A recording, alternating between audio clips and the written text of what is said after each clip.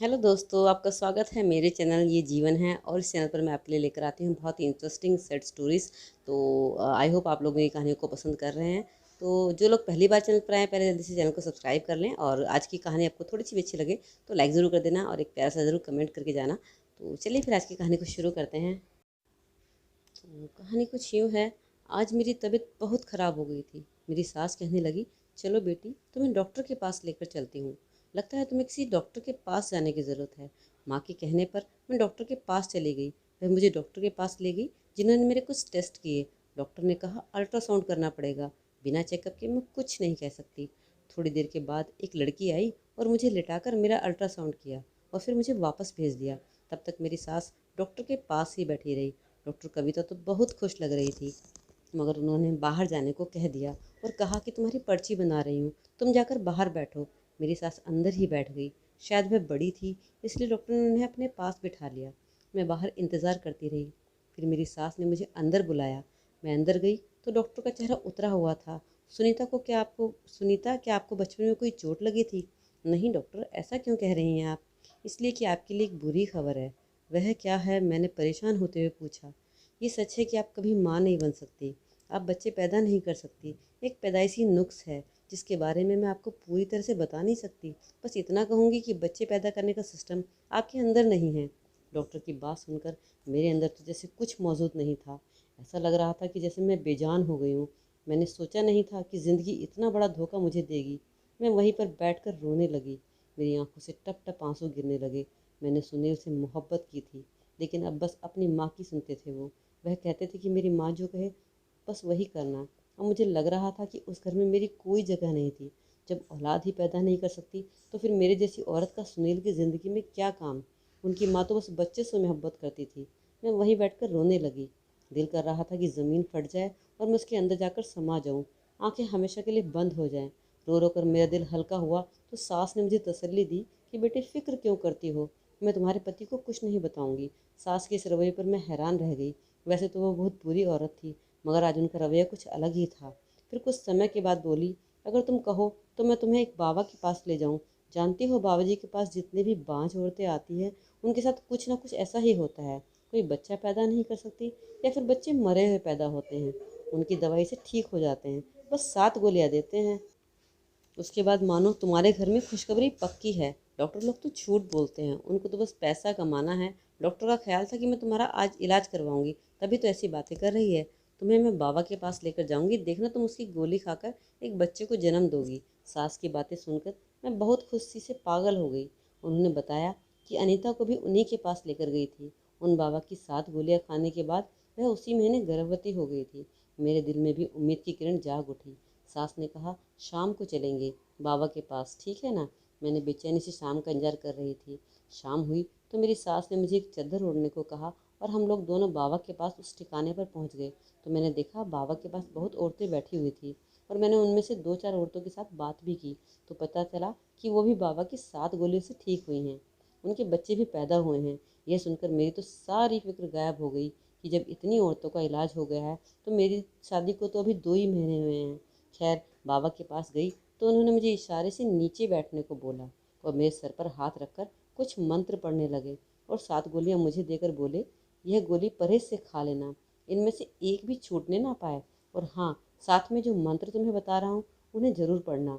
उन्होंने गोलियां मुझे देते हुए कहा, मगर मेरे हाथ से दवाई की पुड़िया मेरी सास ने ले ली और कहने लगी, मैं संभाल कर रखूँगी, यह बहुत ही खास चीज़ है, इसे मैं खुद रखूँगी। मुझे अपनी सास पर उस समय बड़ा प्यार आ रहा था कि यह मेरा कितना ख्याल रख रही है, वरना उन्होंने तो अपने बेटे की दूसरी शादी करवाने की रट लगा ली थी। कभी भी अपनी बहू की किसी भी कमी को बर्दाश्त नहीं करती थी, जबकि आज मेरी सास मुझे डॉक्टर के पास लेकर गई थी। उसके बाद हम बाबा के यहाँ से आए और बाबा ने जो कुछ गोलियाँ दी वह थैली मेरी सास ने मुझे पकड़ा दी। इसमें सफ़ेद रंग की छोटी छोटी गोलियाँ थी। यह गिनती में 7 गोलियाँ थी। फिर कहने लगी, मैं रोज़ाना रात को दूध के साथ तुम्हें ला कर दूँगी, तुम दूध के साथ यह गोलियाँ खा लेना और खाने के बाद सीधा सो जाना। जानती हो ना दवा के लिए सोना कितना ज़रूरी है।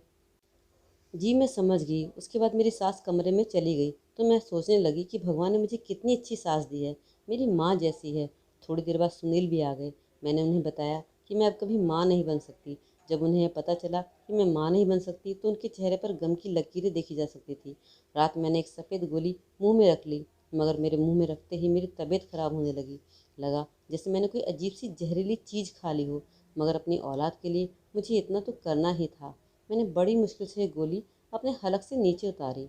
अब बस इंतज़ार कर रही थी कि कब मेरा सपना पूरा हो और कब मैं अपने पति को खुशखबरी सुनाऊं।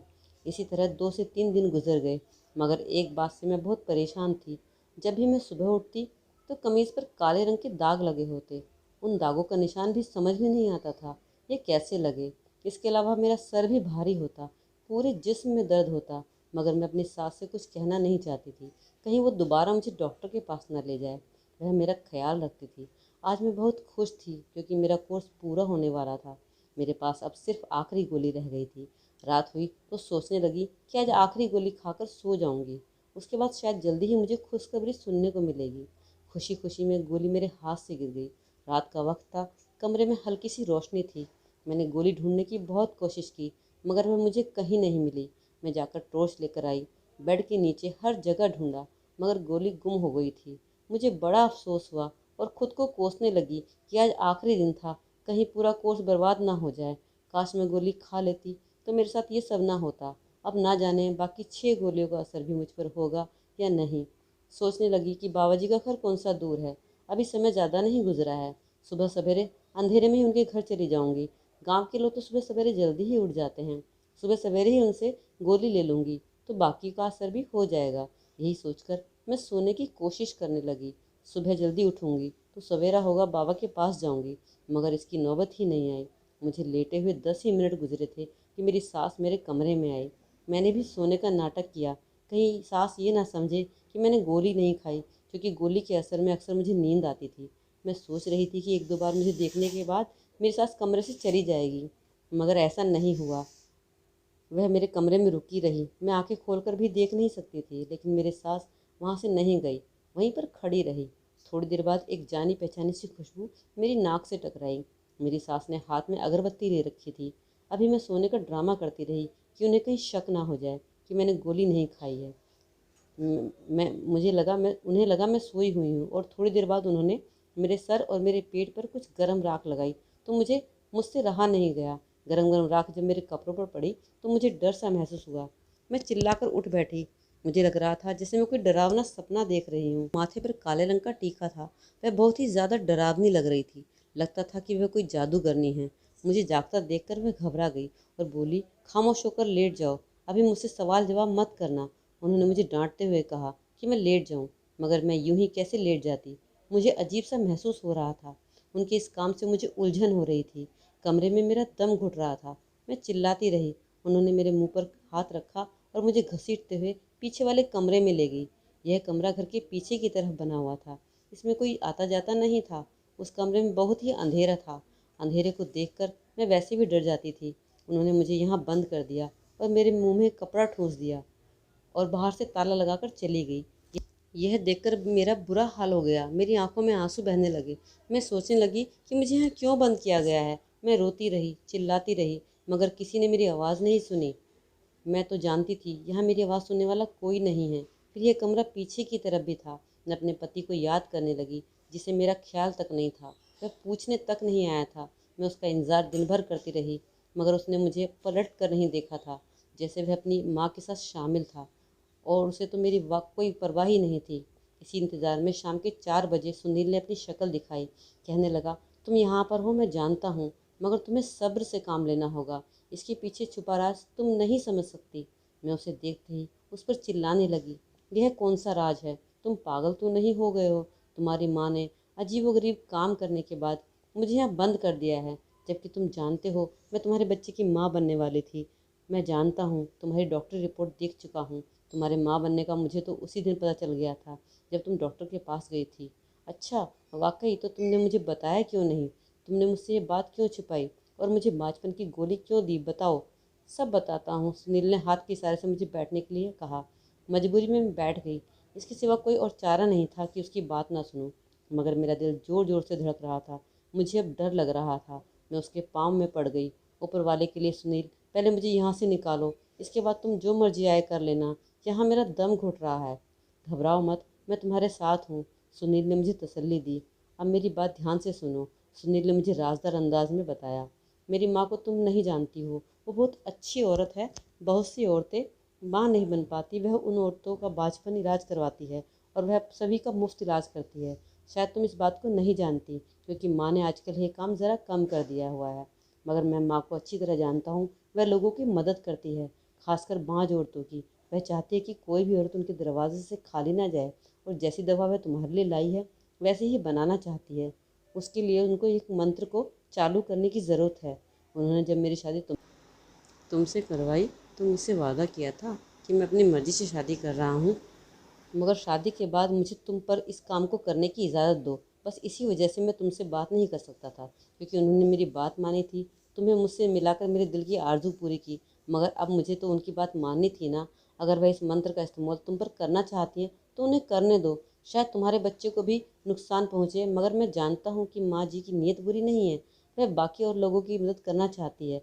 अपने पति की यह राम कहानी सुनकर मैं चिल्ला उठी, तुम पागल तो नहीं हो गए हो? सुनील, मर्द बनो। तुम्हारी अकल को क्या हो गया है? क्या तुम्हें ईश्वर से डर नहीं लगता? इस बेफजूल की अंधविश्वास की ज़रूरत ही क्या है? हरगिज़ नहीं। तुम्हारी माँ सरासर गलत कर रही है। उनको यह तक नहीं पता कि एक औरत के साथ झूठ बोलकर उन्होंने कितना बड़ा पाप किया है। अरे यह क्या लोगों की मदद करेगी? वह तो अपने बेटे की नस्ल ख़त्म करने पर तुली हुई है। अगर मैं बाँझ नहीं हूँ तो मुझे भी खतरनाक गोली खिलाने की क्या ज़रूरत थी? और तुम कैसे बाप हो? तुम्हें अपनी औलाद की भी फिक्र नहीं है? यह बच्चा चला जाए तो तुम्हें कोई दुख नहीं होगा? सुनील ने कहा, मुझे दुख नहीं होगा। जिसे ईश्वर ने एक दिया है तो वह ईश्वर और भी देगा। सब्र करो। वैसे भी तुम्हारा तो अभी पहला ही महीना है।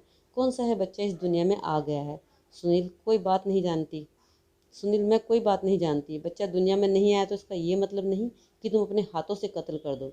कम से कम तुम्हें ये बात समझनी चाहिए कि तुम्हारी माँ जो कर रही है यह सरासर गलत है। मैं अपने बच्चे को किसी को हाथ नहीं लगाने दूंगी। तुम्हें जो करना है तुम कर लो। तुम्हारी माँ के हाथों की बलि का बकरा नहीं बनूंगी, मैंने गुस्से से कहा। सुनील ने मुझे वहीं बंद कर दिया और वह वहाँ से चला गया। मैं तो हैरान रह गई। सोचा नहीं था कि वह इस कदर संग दिल होगा। 2-3 घंटे के बाद सुनील फिर से मेरे पास आया और उसे लगा कि तुम्हारे मन में क्या चल रहा है। और फिर मुझे वही बात समझाने लगा। बोला, माँ जी को मंत्र का उच्चारण करने दो, वह सब लोगों की भलाई के लिए कर रही है।